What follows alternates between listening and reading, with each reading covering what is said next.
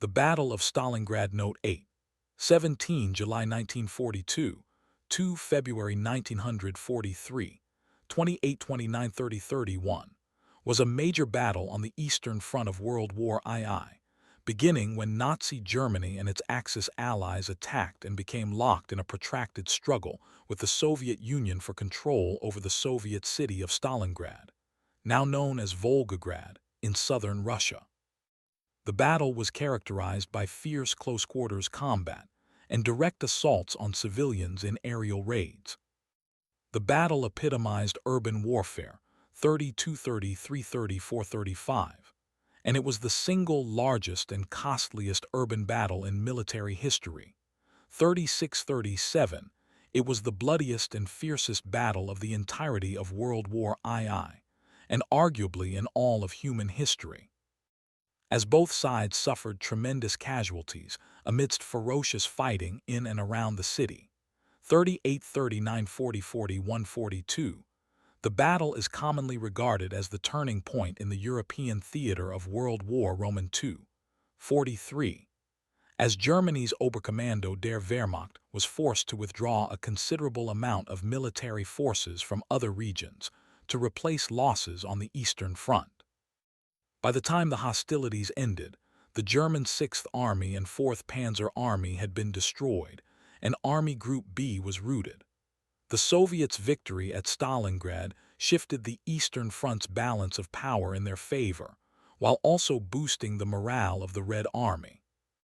Both sides placed great strategic importance on Stalingrad, for it was one of the largest industrial centers of the Soviet Union and an important transport hub on the Volga River. 44. Controlling Stalingrad meant gaining access to the oil fields of the Caucasus and having supreme authority over the Volga River. 45. The city also held significant symbolic importance because it bore the name of Joseph Stalin, the leader of the Soviet Union. As the conflict progressed, Germany's fuel supplies dwindled and thus drove it to focus on moving deeper into Soviet territory and taking the country's oil fields. The German military first clashed with the Red Army's Stalingrad front on the distant approaches to Stalingrad on 17 July. On 23 August, the 6th Army and elements of the 4th Panzer Army launched their offensive with support from intensive bombing raids by the Luftwaffe, which reduced much of the city to rubble. The battle soon degenerated into house-to-house fighting, which escalated drastically as both sides continued pouring reinforcements into the city. By mid-November, the Germans, at great cost, had pushed the Soviet defenders back into narrow zones along the Volga's west bank. However, winter set in and conditions became particularly brutal, with temperatures often dropping tens of degrees below freezing. In addition to fierce urban combat, brutal trench warfare was prevalent at Stalingrad. On 19 November, the Red Army launched Operation Uranus, a two-pronged attack targeting the Romanian armies protecting the 6th Army's flanks. 46. The Axis flanks were overrun, and the 6th Army was encircled. Adolf Hitler was determined to hold the city for Germany at all costs and forbade the 6th Army to try a breakout. Instead, attempts were made to supply it by air and to break the encirclement from the outside. Though the Soviets were successful in preventing the Germans from making enough airdrops to the trapped Axis armies at Stalingrad, heavy fighting continued for another 2 months.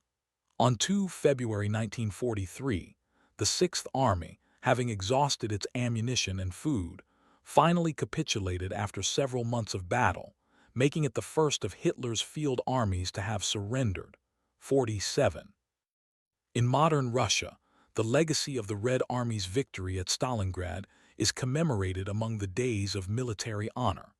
It is also well known in many other countries that belong to the Allied powers and has thus become ingrained in popular culture.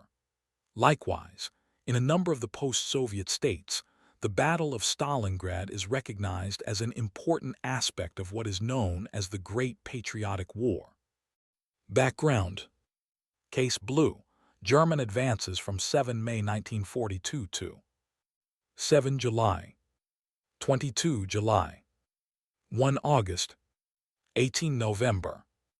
By the spring of 1942, despite the failure of Operation Barbarossa to defeat the Soviet Union in a single campaign, the Wehrmacht had captured vast territories, including Ukraine, Belarus, and the Baltic republics. On the Western Front, Germany held much of Europe. The U-boat offensive was curbing American support, and in North Africa, Erwin Rommel had just captured Tobruk, 48. 522 in the east. The Germans had stabilized a front running from Leningrad to Rostov, with several minor salients. Hitler remained confident of breaking the Red Army, despite heavy losses west of Moscow in the winter of 1941–42, because large parts of Army Group Center had been wrested and re-equipped. 49. Hitler decided that the 1942 summer campaign would target the southern Soviet Union. The initial objectives around Stalingrad were to destroy the city's industrial capacity and block the Volga River traffic, crucial for connecting the Caucasus and Caspian Sea to central Russia. The capture of Stalingrad would also disrupt Lend-Lease supplies via the Persian Corridor, 50-51. On 23 July 1942, Hitler expanded the campaign's objectives to include occupying Stalingrad, a city with immense propaganda value, as it bore the name of the Soviet leader. 52. Hitler ordered the annihilation of Stalingrad's population, declaring that after its capture, all male citizens would be killed and women and children deported due to their thoroughly communistic nature. 53. The city's fall was intended to secure the northern and western flanks of the German advance on Baku to capture its petroleum resources. 48. 528. This expansion of objectives stemmed from German overconfidence and an underestimation of Soviet reserves. 54. Meanwhile, Stalin, convinced that the main German attack would target Moscow, 55, prioritized defending the Soviet capital. As the Soviet winter counteroffensive of 1941–1942 culminated in March, the Soviet High Command began planning for the summer campaign. Although Stalin desired a general offensive, he was dissuaded by Chief of the General Staff Boris Shapashnikov, Deputy Chief of the General Staff Alexander Vasylovsky, and Western Main Direction Commander Georgy Zhukov. Ultimately, Stalin instructed that the summer campaign be based on active strategic defense, while also ordering local offensives across the Eastern Front. 56. Southwestern Main Direction Commander Semyon Timoshenko proposed an attack from the Izium salient south of Kharkov to encircle and destroy the German Sixth Army. Despite opposition from Shapashnikov and Vasylovsky, Stalin approved the plan. 57. After delays in troop movements and logistical challenges, the Kharkov operation began on 12 May. The Soviets achieved initial success, prompting 6th Army Commander Friedrich Paulus to request reinforcements. However, a German counterattack on 13 May halted the Soviet advance. On 17 May, Ewald von Klest's forces launched Operation Friedrichs I, encircling and destroying much of the Soviet forces in the ensuing Second Battle of Kharkov. The defeat at Kharkov left the Soviets vulnerable to the German summer offensive. Despite the setback, Stalin continued to prioritize defending Moscow, allocating only limited reinforcements to the southwestern front. 58. The commitment of panzer divisions needed for Case Blue to the Second Battle of Kharkov further delayed the offensive's start. On 1 June, Hitler modified the summer plans, delaying Case Blue to 20 June after preliminary operations in Ukraine Army Group South was selected for a sprint forward through the southern Russian steppes into the Caucasus to capture the vital Soviet oil fields there. The planned summer offensive, codenamed Fall Blau Case Blue, was to include the German 6th, 17th, 4th Panzer and 1st Panzer Armies, 60. Hitler intervened, however, ordering the army group to split in two. Army Group South A, under the command of Wilhelm List, was to continue advancing south towards the Caucasus as planned with the 17th Army and 1st Panzer Army.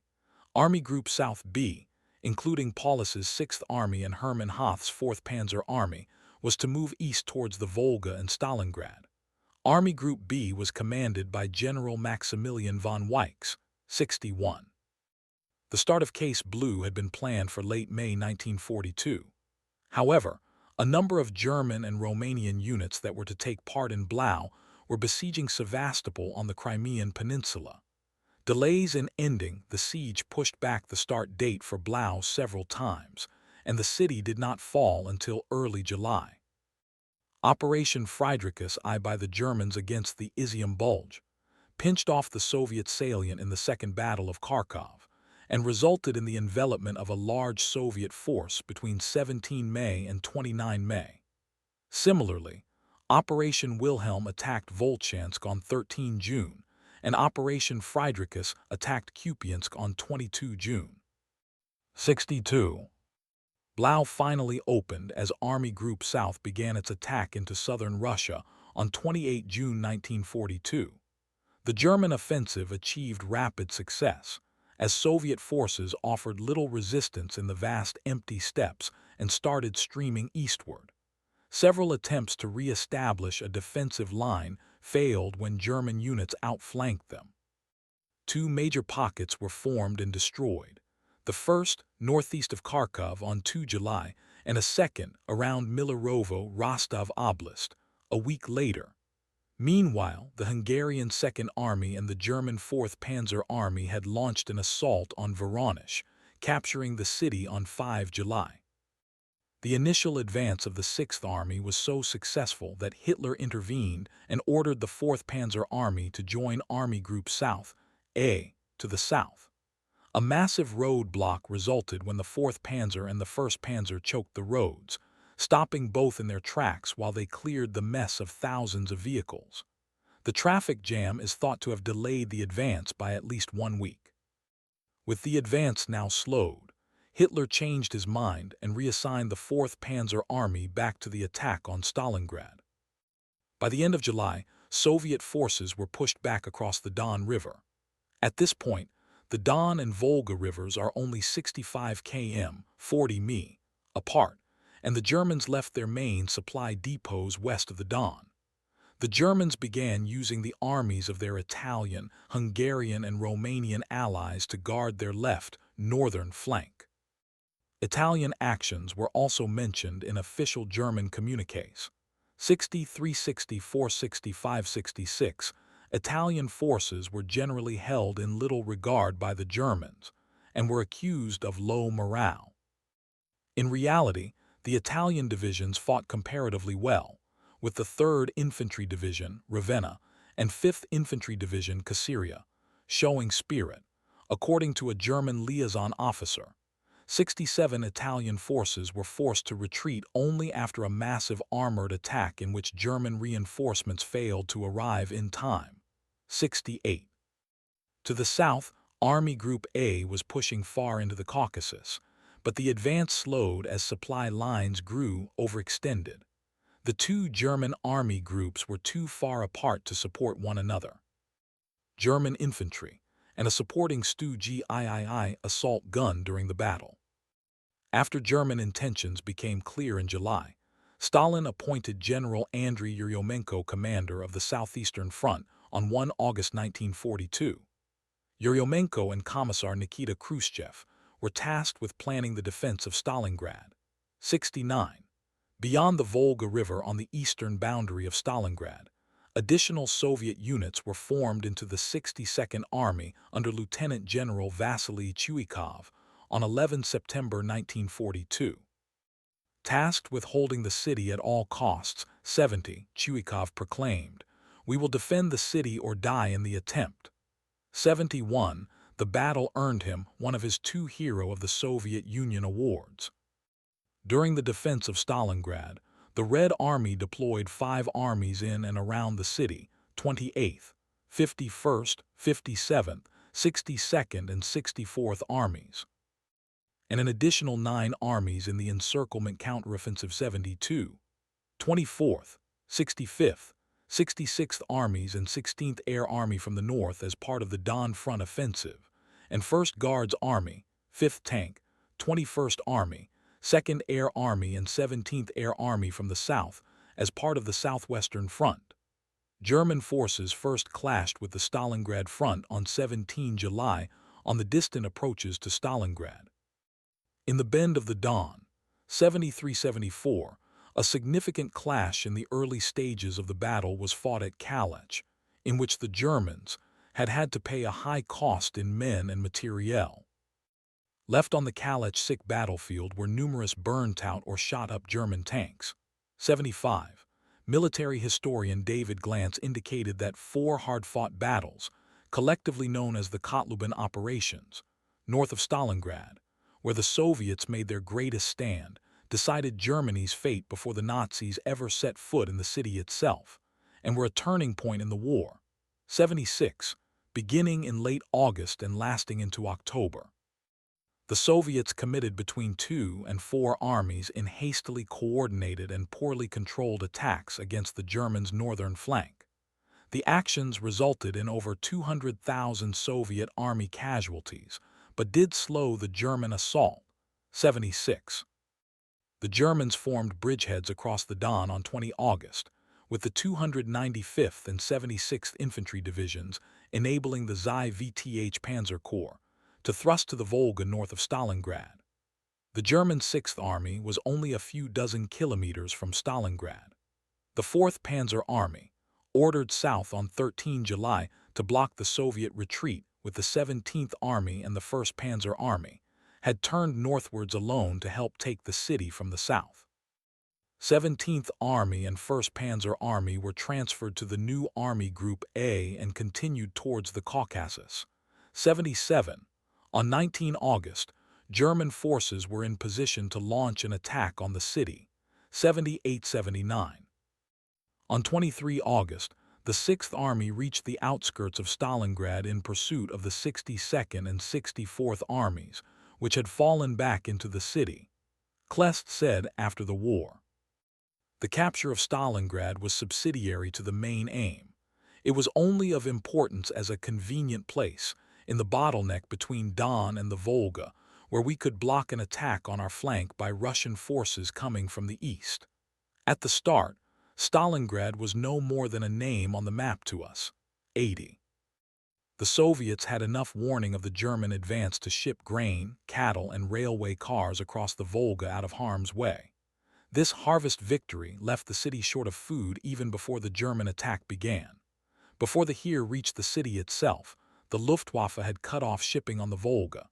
In the days between 25 and 31 July, 32 Soviet ships were sunk, with another 9 crippled. 81. Generaloberst Wolfram von Richthofen's Luftflotte 4 dropped some 1,000 tons of bombs on 23 August.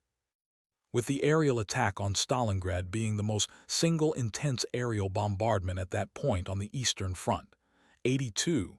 And the heaviest bombing raid that had ever taken place on the Eastern Front. 83. At least 90% of the city's housing stock was obliterated as a result. 84. The Stalingrad tractor factory continued to turn out, tanks up until German troops burst into the plant. The 369th Croatian Reinforced Infantry Regiment was the only non-German unit selected by the Wehrmacht to enter Stalingrad city during assault operations, with it fighting as part of the 100th Yeger Division. Georgy Zhukov, who was Deputy Commander-in-Chief and commander of Stalingrad's defense during the battle, noted the importance of the battle, stating that, 85. It was clear to me that the battle for Stalingrad was of the greatest military and political significance. If Stalingrad fell, the enemy command would be able to cut off the south of the country from the center. We could lose the Volga, the important water artery, along which a large amount of goods flowed from the Caucasus. Stalin rushed all available troops to the east bank of the Volga, some from as far away as Siberia. Regular river ferries were quickly destroyed by the Luftwaffe, which then targeted troop barges being towed slowly across by tugs. 69. It has been said that Stalin prevented civilians from leaving the city in the belief that their presence would encourage greater resistance from the city's defenders. 86 civilians, including women and children, were put to work building trenchworks and protective fortifications. Casualties due to the air raid on 23 August and beyond are debated, as between 23 and 26 August, Soviet reports indicate 955 people were killed and another 1,181 wounded as a result of the bombing. 87, however. Death toll of civilians due to the bombing has been estimated to have been 40,000,88,83, or as many as 70,000,84, though these estimates may be exaggerated. 89, also estimated are 150,000 wounded. 90. The Soviet Air Force, the Vojenno-Vazdushny Sily, VVS, was swept aside by the Luftwaffe. The VVS bases in the immediate area lost 201 aircraft between 23 and 31 August, and despite meager reinforcements of some 100 aircraft in August, it was left with just 192 serviceable aircraft, 57 of which were fighters. 91. Early on 23 August, the German 16th Panzer and 3rd Motorized Divisions attacked out of the Vertiaki bridgehead with a force 120 tanks and over 200 armored personnel carriers strong. The German attack broke through the 1,382nd Rifle Regiment of the 87th Rifle Division and the 137th Tank Brigade, which were forced to retreat towards Dmitrievka. The 16th Panzer Division drove east towards the Volga, supported by the strikes of Henschel HS-129 ground attack aircraft. 92. Crossing the railway line to Stalingrad at 564 km station around midday, both divisions continued their rush towards the river. Around 15:00, Hyacinth Graf Strakowitz's Panzer Detachment and the Kampfgruppe of the 2nd Battalion, 64th Panzer Grenadier Regiment from the 16th Panzer reached the area of Ladyshenka, Rynok, and Spartanovka, northern suburbs of Stalingrad, and the Stalingrad Tractor Factory. 93. German soldiers clearing the streets in Stalingrad. A Soviet female soldier stated about the battle that, 94. I had been imagining what war was like. Everything on fire, children crying, cats running about. And when we got to Stalingrad, it turned out to be really like that, only more terrible. One of the first units to offer resistance in this area was the 1077th Anti-Aircraft Regiment, 86, covering the Stalingrad Tractor Factory and the Volga Ferry near Ladyshenka. The majority of the regiment was composed of men, but its directing and range-finding crews and unit headquarters were made up of women. Several women also crewed anti-aircraft guns. The 1077th was notified of the German tank's approach at 14:30, and its 6th Battery, dominating the Sukhia Mekaka ravine, claimed the destruction of 28 German tanks. Later that day, its 3rd Battery on the road between Yurzovka and Stalingrad saw particularly intense fighting against the 16th Panzer, reportedly fighting shot for shot. 2 women were decorated for their actions that day, and the regiment's report praised the exceptional steadfastness and heroism of the women soldiers.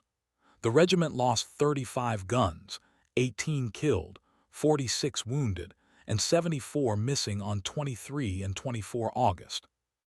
The 16th Panzer Division's history mentioned its encounter with the regiment, claiming the destruction of 37 guns, and the unit's surprise that its opponents had in part included women. 96-95.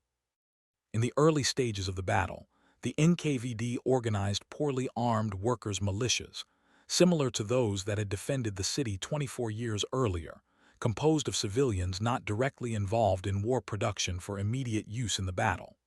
The civilians were often sent into battle without rifles. 97. Staff and students from the local technical university formed a tank destroyer unit.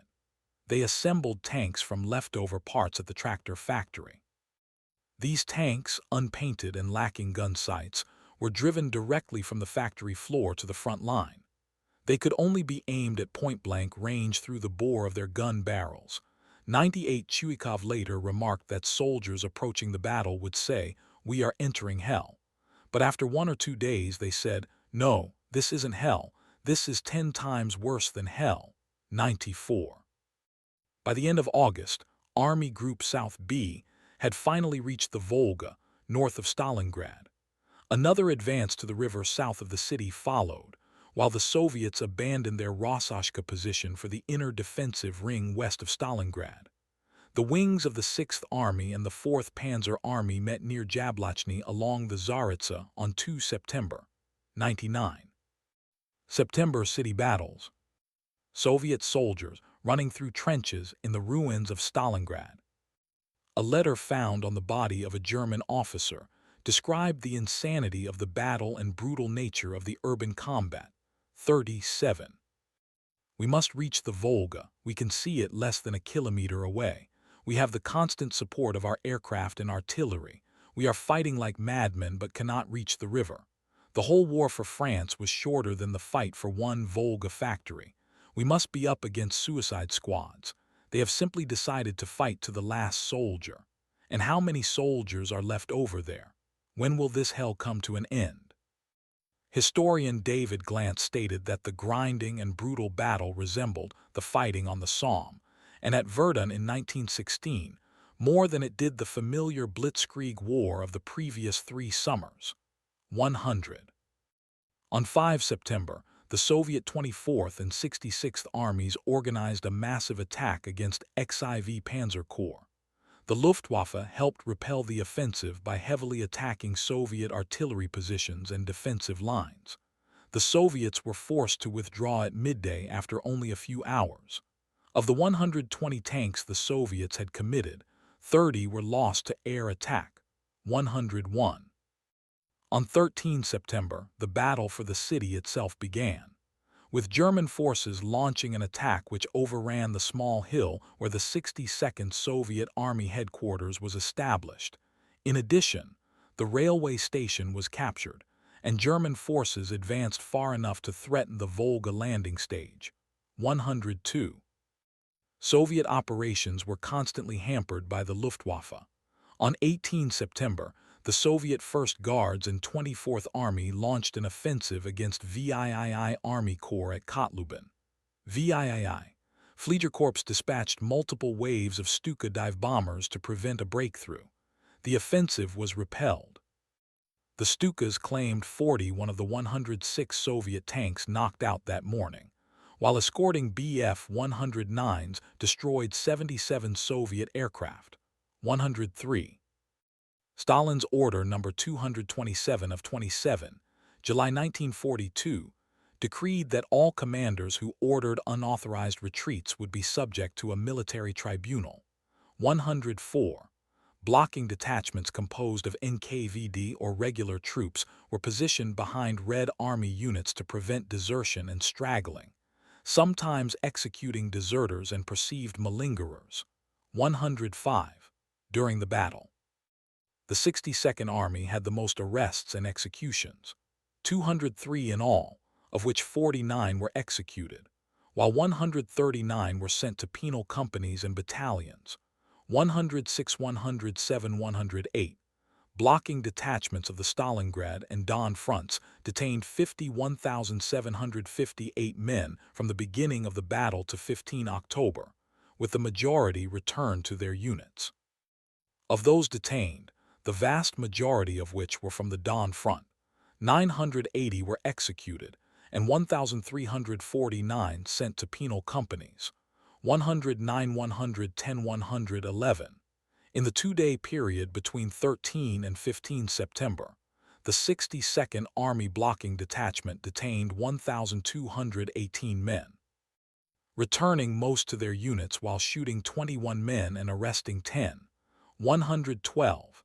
Beaver claims that 13,500 Soviet soldiers were executed by Soviet authorities during the battle. 113, however, this claim has been disputed. 114. By 12 September, at the time of their retreat into the city, The Soviet 62nd Army had been reduced to 90 tanks, 700 mortars, and just 20,000 personnel. 115. The remaining tanks were used as immobile strong points within the city. The initial German attack on 14 September attempted to take the city in a rush. The 51st Army Corps 295th Infantry Division went after the Mamiev-Kurgan Hill.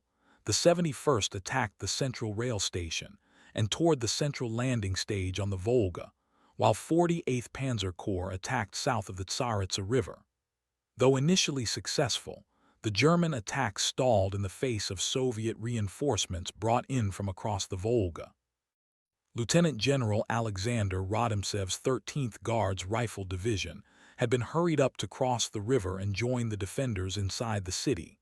116, assigned to counterattack at the Mamiev-Kurgan and at Railway Station No. 1, it suffered particularly heavy losses. Despite their losses, Rodimtsev's troops were able to inflict similar damage on their opponents. By 26 September, the opposing 71st Infantry Division had half of its battalions considered exhausted, reduced from all of them being considered average in combat capability when the attack began 12 days earlier. 117. Rodimtsev received one of 2 Hero of the Soviet Union awards issued during the battle for his actions. October 1942. A German soldier with a Soviet PPSH-41 submachine gun in barricade factory rubble. The brutality of the battle was noted in a journal found on German Lieutenant Weiner of the 24th Panzer Division. 118. The street is no longer measured by meters but by corpses. Stalingrad is no longer a town. By day it is an enormous cloud of burning, blinding smoke. It is a vast furnace lit by the reflection of the flames. And when night arrives, one of those scorching, howling, bleeding nights, the dogs plunge into the Volga and swim desperately to gain the other bank. The nights of Stalingrad are a terror for them. Animals flee this hell. The hardest stones cannot bear it for long. Only men endure. A ferocious battle raged for several days at the giant grain elevator in the south of the city. 119. About 50 Red Army defenders, cut off from resupply, held the position for 5 days and fought off 10 different assaults before running out of ammunition and water. 120. Only 40 dead Soviet fighters were found, though the Germans had thought there were many more due to the intensity of resistance. The Soviets burned large amounts of grain during their retreat in order to deny the enemy food. The grain elevator and silos were decided upon by Paulus to be the symbol of Stalingrad for a patch he was having designed to commemorate the battle after victory. 120. Mamiev-Kurgan changed hands multiple times over the course of days, with fighting over the hill, rail station, and Red Square being so intense that it was difficult to determine who was attacking and who was defending. 121. In another part of the city, a Soviet platoon under the command of Sergeant Yakov Pavlov fortified a 4-story building that oversaw a square 300 meters from the river bank, which was later called Pavlov's house. The soldiers surrounded it with minefields, set up machine gun positions at the windows, and breached the walls in the basement for better communications. 115. The soldiers found about 10 Soviet civilians hiding in the basement.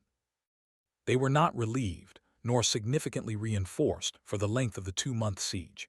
The building was labeled Festung, Fortress, on German maps.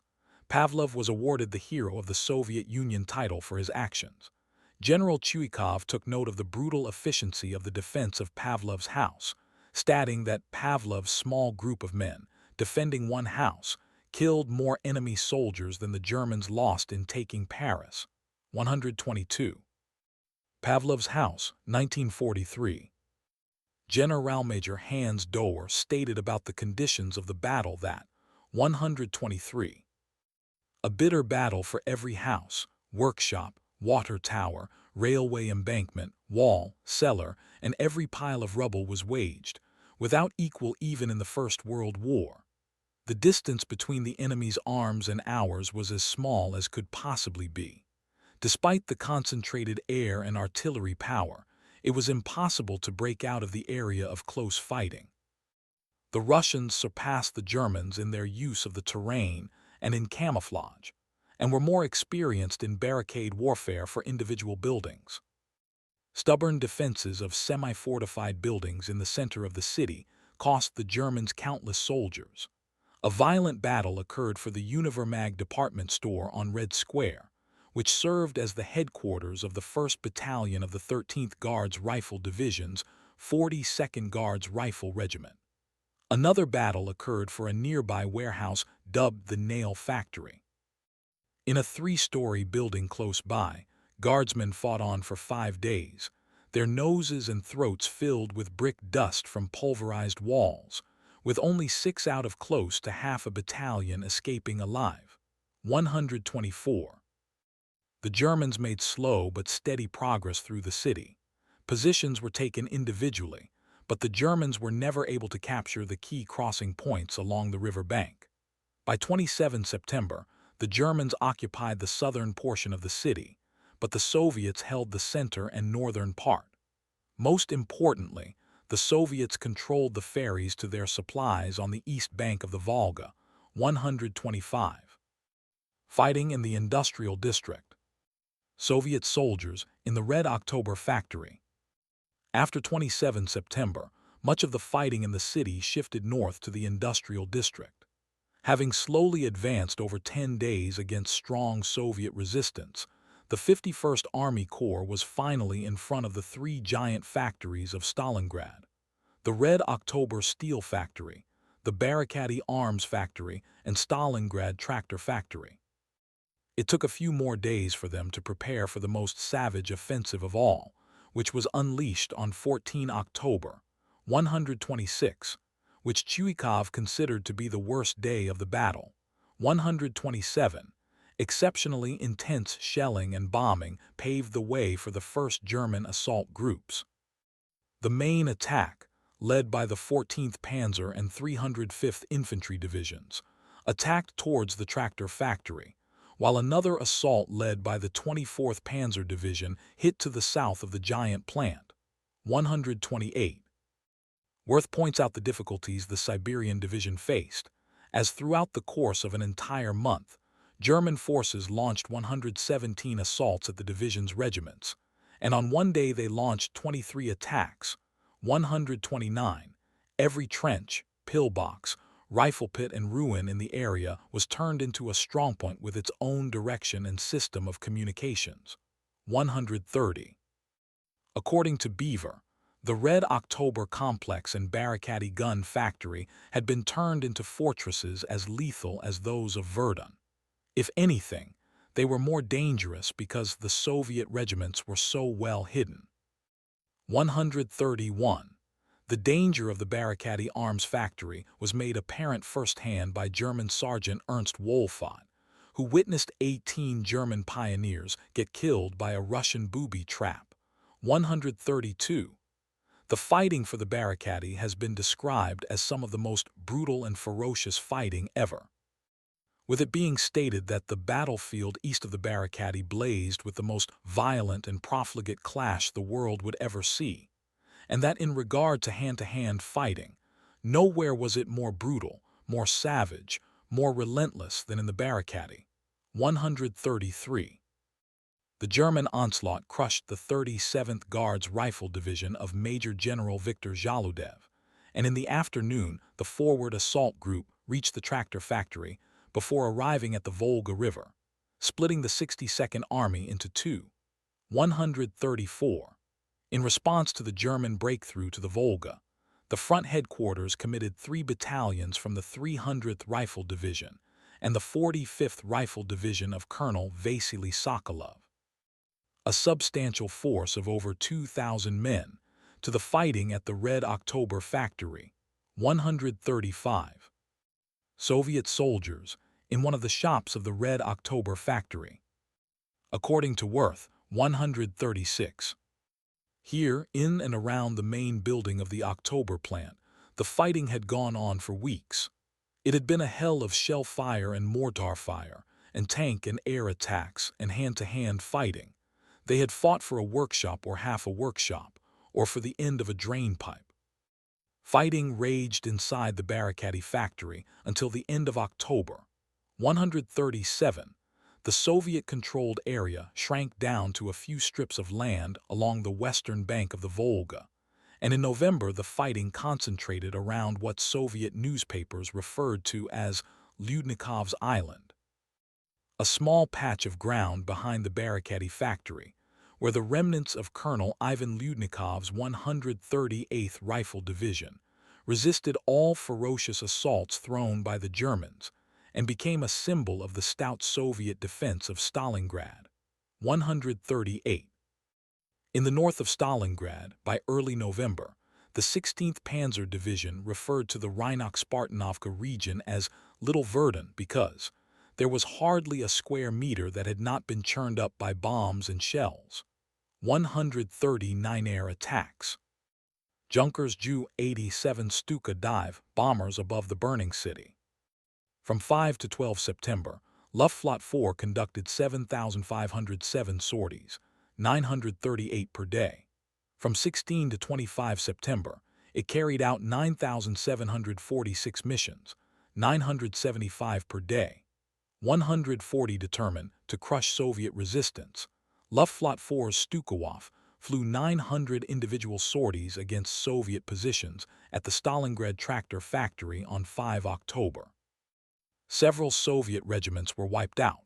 The entire staff of the Soviet 339th Infantry Regiment was killed the following morning during an air raid. 141. The Luftwaffe retained air superiority into November, and Soviet daytime aerial resistance was non-existent. However, the combination of constant air support operations on the German side and the Soviet surrender of the daytime skis began to affect the strategic balance in the air. From 28 June to 20 September, Luftflotte 4's original strength of 1,600 aircraft, of which 1,155 were operational, fell to 950, of which only 550 were operational. The fleet's total strength decreased by 40%.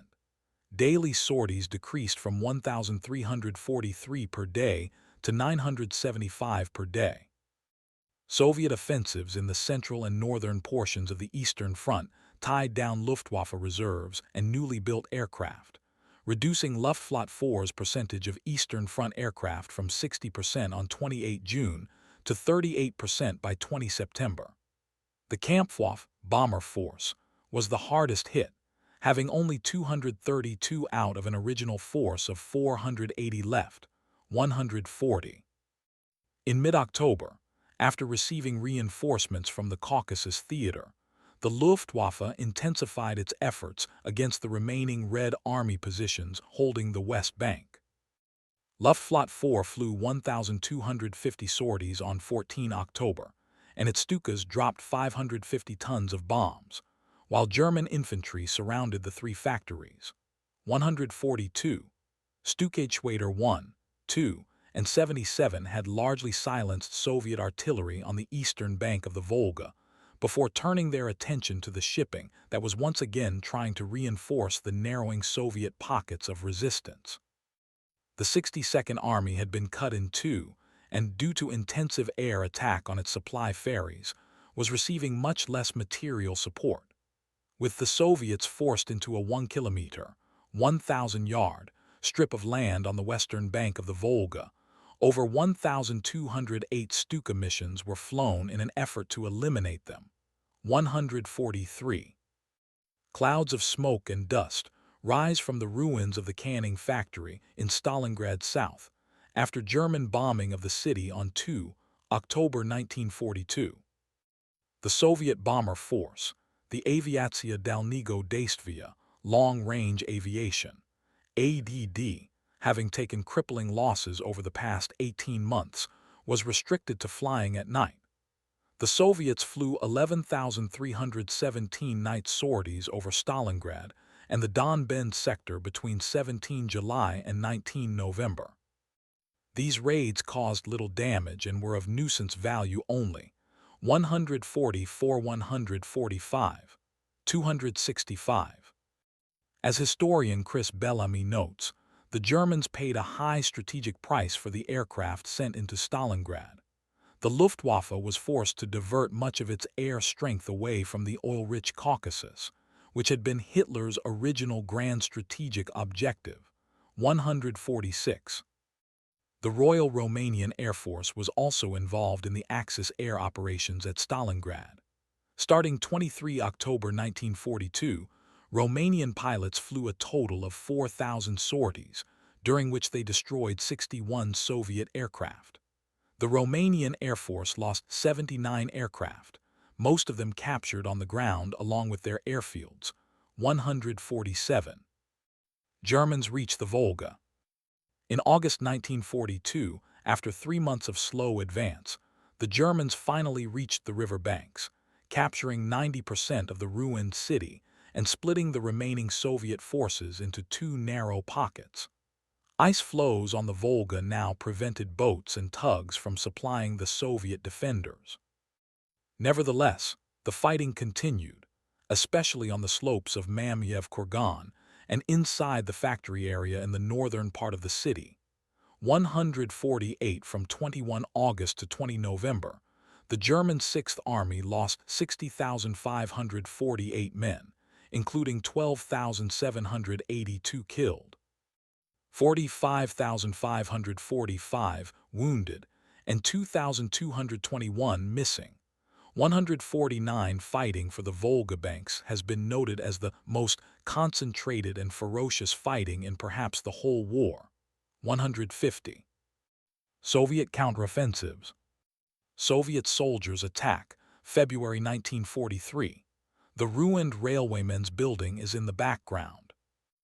Recognizing that German troops were ill-prepared for offensive operations during the winter of 1942, and that most of them were deployed elsewhere on the southern sector of the Eastern Front, the Stavka decided to conduct a number of offensive operations between 19 November 1942 and 2 February 1943.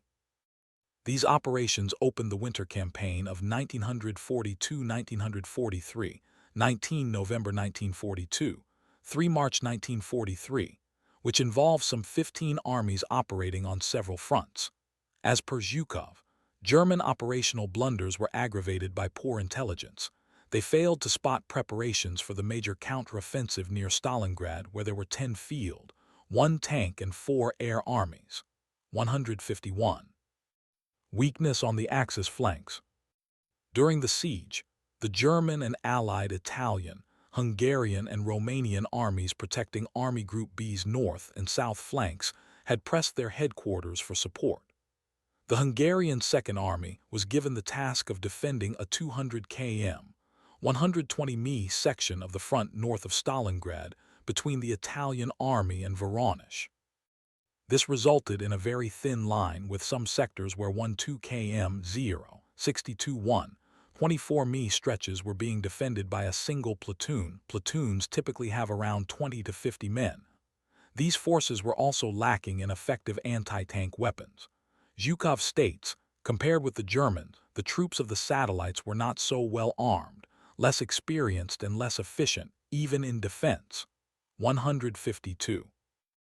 Because of the total focus on the city, the Axis forces had neglected for months to consolidate their positions along the natural defensive line of the Don River. The Soviet forces were allowed to retain bridgeheads on the right bank from which offensive operations could be quickly launched. These bridgeheads, in retrospect, presented a serious threat to Army Group B, 61. Similarly, on the southern flank of the Stalingrad sector, the front southwest of Koltnikovo was held only by the Romanian Fourth Army. Beyond that army, a single German division, the 16th Motorized Infantry, covered 400 km. Paulus had requested permission on 10 November to withdraw the 6th Army behind the Don, but was rejected. 153, according to Paulus's comments to his adjutant Wilhelm Adam. There is still the order whereby no commander of an army group or an army has the right to relinquish a village, even a trench, without Hitler's consent. 154. Operation Uranus. Main article, Operation Uranus. The Soviet counterattack at Stalingrad. German front, 19 November. German front, 12 December. German front, 24 December.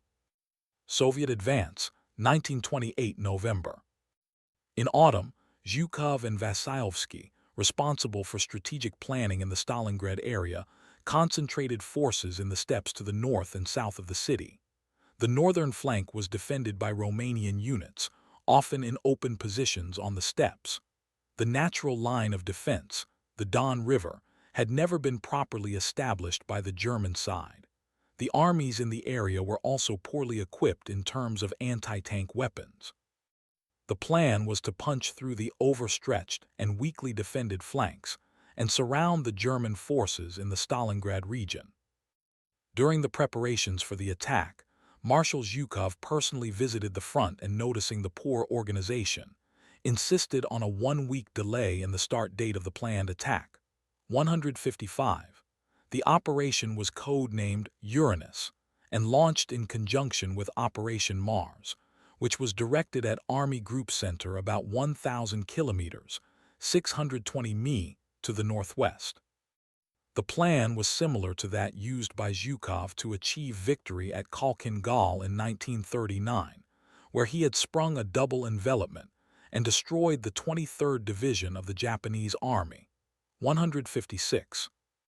On 19 November 1942, Operation Uranus was launched. The attacking Soviet units under the command of Gen. Nikolai Vadutin consisted of 3 complete armies: the 1st Guards Army, 5th Tank Army, and 21st Army, including a total of 18 infantry divisions, 8 tank brigades, 2 motorized brigades, 6 cavalry divisions, and 1 anti-tank brigade. The preparations for the attack were heard by the Romanians, who pushed for reinforcements, only to be refused. Romania's Third Army, which protected the northern flank of the German Sixth Army, was overrun due to thin lines and being outnumbered and poorly equipped. On 20 November, a second Soviet offensive, 2 armies, was launched to the south of Stalingrad against points held by the Romanian Fourth Army Corps. The Romanian forces, made up primarily of infantry, were overrun by large numbers of tanks. The Soviet forces raced west and met on 23 November at the town of Kalach, sealing the ring around Stalingrad. Sixth Army surrounded. Romanian soldiers near Stalingrad. German soldiers as prisoners of war. In the background is the heavily fought-over Stalingrad grain elevator. German dead in the city. By the time of the encirclement, approximately 330,000 Axis personnel, including Germans, Romanians, Italians, and Croatians, were trapped. 159 among them were between 40,000 and 65,000 Hilfswillige, or volunteer auxiliaries, recruited from Soviet POWs and civilians. These Hiwi often served in supporting roles, but were also deployed in frontline units due to their growing numbers. 161. The conditions within the German Sixth Army deteriorated to those reminiscent of World War I trench warfare. Troops were forced to take up positions in the open steppe, lacking basic sanitation, which led to rapid spread of infections and dysentery, further debilitating the soldiers. 162. By 19 November 1942, the German forces in the pocket numbered about 210,000, with 50,000 soldiers outside the encirclement. Of those trapped, 10,000 continued to fight, 105,000 eventually surrendered, 35,000 were evacuated by air, and 60,000 died. Soviet soldiers with German supply canisters after the battle. Despite the Sixth Army's dire situation, no reinforcements were pulled from Army Group A in the Caucasus to aid in the relief of Stalingrad. It was only after Soviet forces broke through in Operation Little Saturn, threatening to encircle Army Group A, that a withdrawal was ordered on December 31 to avoid complete entrapment. 163. Army Group Don was established under Field Marshal von Manstein, tasked with leading the 20 German and 2 Romanian divisions encircled at Stalingrad. Despite Manstein's recommendation for a breakout, Hitler insisted on holding the city, relying on an ill-fated airlift to supply the Sixth Army, which failed to deliver the necessary supplies. 164-165, the airlift fell drastically short, delivering only 105 tons per day. Far below the required 750 tons, 166.